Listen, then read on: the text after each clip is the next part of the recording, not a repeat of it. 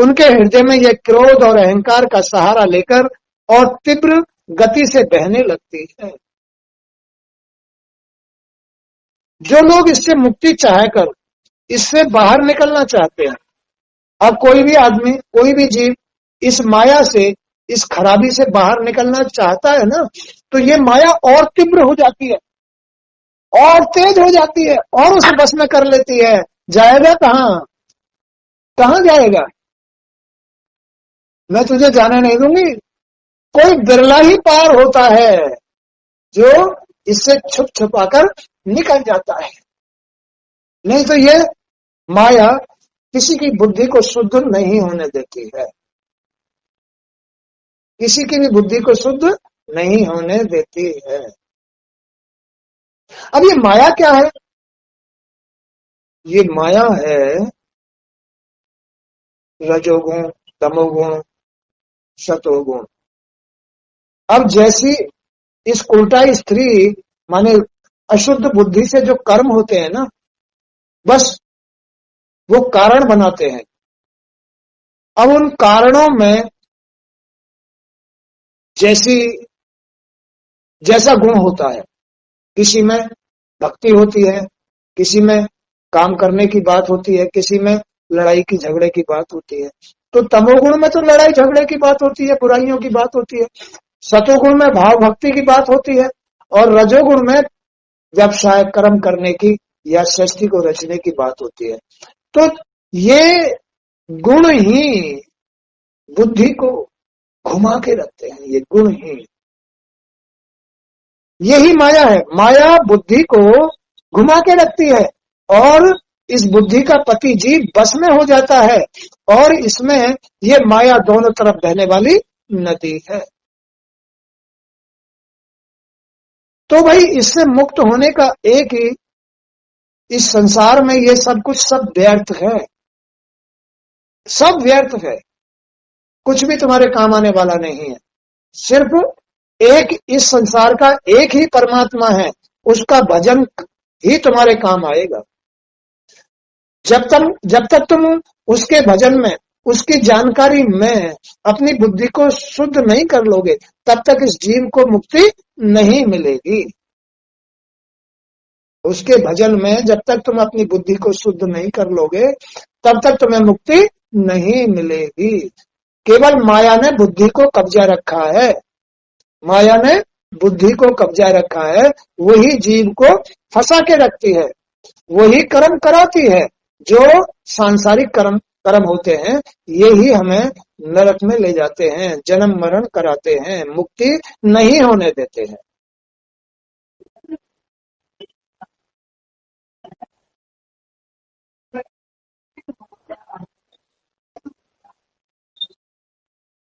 तो इस शरीर को बनाने वाले 25 तत्व ही पुरुष के आश्रम हैं। पुरुष के, इस जीव के 25 तत्व, 5 ज्ञानेन्द्रिय, 5 कर्मेंद्रिय, 5 तन्मात्रा, 5 भूत, 1 मन, 1 ईश्वर, 1 अहंकार, 1 जीव, 1 महत्व, ये कुल मिलाकर के 25 तत्व हो जाते हैं। यही ये आश्रम है जीव का, एक जीव का आश्रम है, ये एक जीव का आश्रम है। तो वे ही जगत के कार्य कारण स्वरूप है। तो जो कर्म होते हैं वो इसी शरीर में से ही होते हैं, इसमें से ही कारण बनते हैं, इसी में कर्म हो रहा है और इसी में तुम्हारा भाग बन रहा है, इसी में तो कर्म हो रहा है, इसी में भाग बन रहा है और इसी में जीव रह रहा है। तो वे ही जगत के कार्य कारण स्वरूप हैं। भगवान के स्वरूप का ज्ञान कराने वाला शास्त्र ही हंस के समान होता है। तुम्हें ऐसे शास्त्रों को पढ़ने से, ऐसी जगह बैठने से, ऐसे कर्म करने से कोई लाभ नहीं है जो भगवान का ज्ञान नहीं कराता हो, जो अपने आप को मुक्त नहीं कराता हो, जो बंधनों से नहीं छुटा रहा है। ऐसे संसार में रहने से क्या फायदा है, ऐसी संगत करने से क्या फायदा है, ऐसे शास्त्र सुनने से क्या फायदा है, ऐसे प्रवचन सुनने से क्या फायदा है जिससे कि तुम्हें परमात्मा की जानकारी नहीं होती हो। अरे परमात्मा की जानकारी करो, इसी में सब कुछ हो रहा है। अभी 2 घड़ी तुम सत्संग सुन रहे हो, इसमें अपने आपे का खुलासा हो रहा है, भगवान का खुलासा हो रहा है, तुम्हारे संसार का खुलासा हो रहा है, सबका खुलासा हो रहा है, तो फिर ये तुम्हारे काम आएगा, ये काम आएगा। तो व्यर्थ का ये संसार काम नहीं आएगा। और ये इस संसार में जन्म भी इसीलिए हुआ है कि तुम इसमें भगवान की जानकारी करो, खुद की जानकारी करो, और जहां कहीं भी तुम्हारा बंधन लगा हुआ है उनसे मुक्त होकर के मोक्ष कर जाओ, छुटकारा पाओ। इसलिए तुम्हारा जन्म हुआ है, व्यर्थ की क्रिया करने के लिए जन्म नहीं हुआ है। व्यर्थ रहने के लिए, भार बनने के लिए, पृथ्वी पे भार बनने के लिए, शरीर पे भार बनने के लिए, दुर्भाग्य कमाने के लिए तुम्हारा जन्म नहीं हुआ है। सौभाग्यशाली बनो, अच्छे कर्म करो, अपनी बुद्धि, अशुद्ध बुद्धि को शुद्ध करो, शुद्ध कर्म करो, शुद्ध विचार से जीव को मुक्त होने दो, जीव को मुक्त होने दो। तो वह सांसारिक बंधनों, मोक्ष, चेतना, जड़ आदि को अलग अलग करके बता देता है। कौन? जो भगवान के स्वरूप का ज्ञान कराने वाला शास्त्र ही हंस के समान होता है। ऐसा शास्त्र जो सांसारिक बंधनों, मोक्ष, चेतना, जड़ आदि को अलग अलग करके बता देता है, अलग अलग करके बता देता है। उसे जाने बिना कर्म करने से क्या लाभ है? ऐसे शास्त्रों से लाभ होता है। उन शास्त्रों से क्या लाभ है, या ऐसी संगत से क्या लाभ है जिनसे परमात्मा का ज्ञान नहीं हो रहा है, परमात्मा की बातें नहीं हो रही हैं, परमात्मा के नियम नहीं है, तो ऐसे कर्म नहीं करने चाहिए। उसे जाने बिना कर्म करने से क्या लाभ है? यह काल ही चक्र है, ये काल, समय जो बीत रहा है, यही चक्र है, नवग्रह जिनको कहते हैं, जो निरंतर घूमता रहता है। इसकी धार छुरे और वज्र के समान तेज है। यही काटता है आदमी को, यही नरक बनाता है, यही स्वर्ग बनाता है, यही मोक्ष बनाता है, यही तुम्हें फंसाता है, यही हानि कराता है। ये जो समय बीत रहा है, कोई तो सो ही रहा है, कोई दारू पी रहा है, कोई चोरी कर रहा है, कोई काम वासना में डूबा हुआ है, कोई कुछ कर रहा है, कोई कुछ कर रहा है, कोई कुछ कर रहा है, कोई कुछ कर रहा है। ये समय ही, इसकी धार बहुत तेज है, काट के डाल देगा।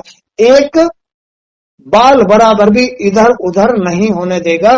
जैसा तुमने किया है, जैसा बीज बोया है, वैसा भोगना पड़ेगा। ये समय इतनी तेज है इसकी धार,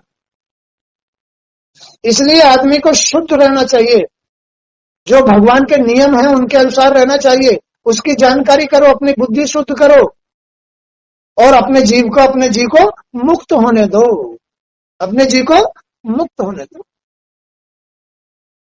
दिन में सो रहा है आदमी, वैसे ही पड़ा है आदमी, करहा रहा है पड़ा पड़ा। अरे ये तुम अपने समय को गलत बना रहे हो, अपने समय को गलत बना रहे हो। अपनी इस बुद्धि को शुद्ध करो, भगवान के भजन में लगाओ, भगवान का ध्यान करो, भगवान से प्रार्थना करो, अपनी जीभ से, अपनी बुद्धि से, अपने हाथों से सेवा करो, पैरों से चल के जाओ, अपने विचार अच्छे करो, तो तुम्हारा जीवन अच्छा होगा, तो तुम्हारा जीव मुक्त होगा। ये बंधन होते हैं, दिन में सोना, कुसंगति में बैठना, अशुद्ध भोजन करना, विषय विकारों में लिप्त रहना, ये नरक है। नरक, नरक, ये नरक है, सब नरक है। तो ये जो समय गुजर रहा है, ये तुम्हें एक एक करके बदला ले लेगा, यही कारण बनता है, आगे चल के कारण बन जाता है।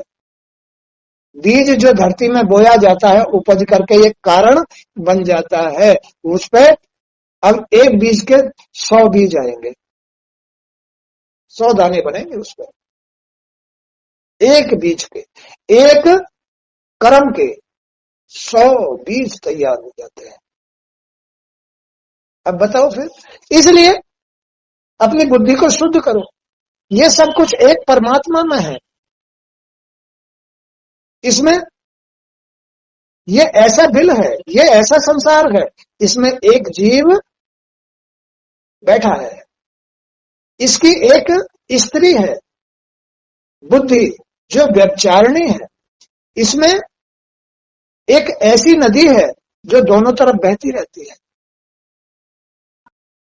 ये एक ऐसा आश्रम है, ये एक ऐसा घर है जिसका मालिक जीव है। उस आश्रम में बहुत सारे पदार्थ लगे हुए हैं, क्रेशर लगा हुआ है, रेत लगा हुआ है, सीमेंट लगा हुआ है, पत्थर लगा हुआ है, ये लगा हुआ है, वो तो बहुत सारे तत्व लगे हुए हैं। ये कुल मिलाकर के 25 तत्वों से ये घर बना है जिसमें जीव बैठा हुआ है। इसमें एक हंस भी है, इसमें एक आत्मा भी है, वो आत्मा परमात्मा है, उसको ही प्राप्त करना होता है, उसको ही पहचानना होता है। उसको पहचाने बगैर तुम जो कर्म कर रहे हो, उसको पहचाने बगैर, उसके आदेश के बगैर जो तुम कर्म कर रहे हो वो तुम्हारे कौन सा हित कर रहे हैं, तुम्हारे कौन से काम आ रहे हैं वो। जब तक तुम अपनी आत्मा को न जान लो, जब तक आत्मा के नियमों को न जान लो, आत्मा क्या आदेश कर रही है, जब तक तुम्हारी बुद्धि ऐसी ना हो जाए तब तक तुम्हारा बंधन नहीं कटेगा, जीव का बंधन नहीं कटेगा। बुद्धि माने स्त्री, स्त्री को शुद्ध हो जाना चाहिए, भगवान की शरण में रहना चाहिए, उसका भजन करना चाहिए, तब जीव का बंधन कटता है, तब आदमी का बंधन कटता है। अब आदमी का बंधन कट गया तो स्त्री का भी कट गया। आदमी का बंधन तो इस बुद्धि से लगा हुआ, स्त्री से लगा हुआ है। स्त्री भगवान की शरण में चली जाए तो आदमी भी भगवान की शरण में पहुंच जाता है और दोनों की मुक्ति हो जाती है। नहीं तो ये बुद्धि नहीं जीव को भगवान का न ध्यान करने देती, न ज्ञान पैदा करने देती, और उल्टे सीधे कर्म करा करके फंसा के रखती है। इसमें जो नदी है जो दोनों तरफ को बहती है वो माया है, वो माया ही इस बुद्धि को खराब रखती है और जीव को कभी भी बाहर नहीं जाने देती है, नरक बनाती है उसका, और इसी में फंसा के रखती है, बार बार जन्म और मरण कराती रहती है। तो ये ऐसा खेल है।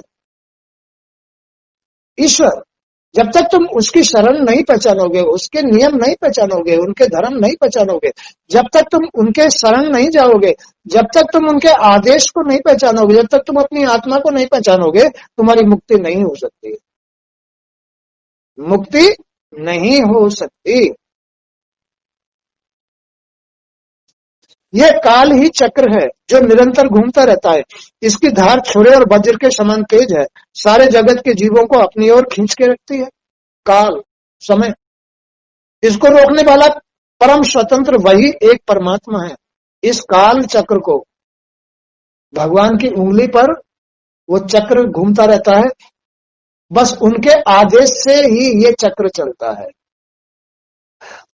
उनके आदेश से ही चलता है। और वो कहते हैं कि जाओ इसका अंत कर आओ, परमात्मा कहता है जाओ इसका अंत कर दो, तो वो अपने काल चक्र से आदमी का जीव का अंत कर देते हैं और फिर वो चक्र फिर उन्हीं के पास में आ जाता है।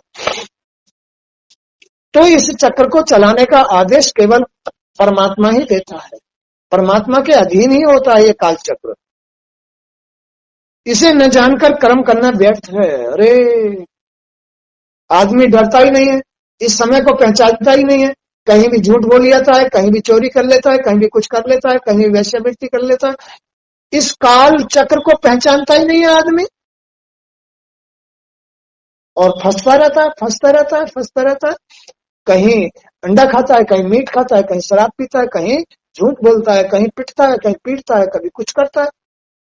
तो इस भगवान के इस काल चक्र को ना पहचानने के कारण ही वो दूषित कर्म करता है और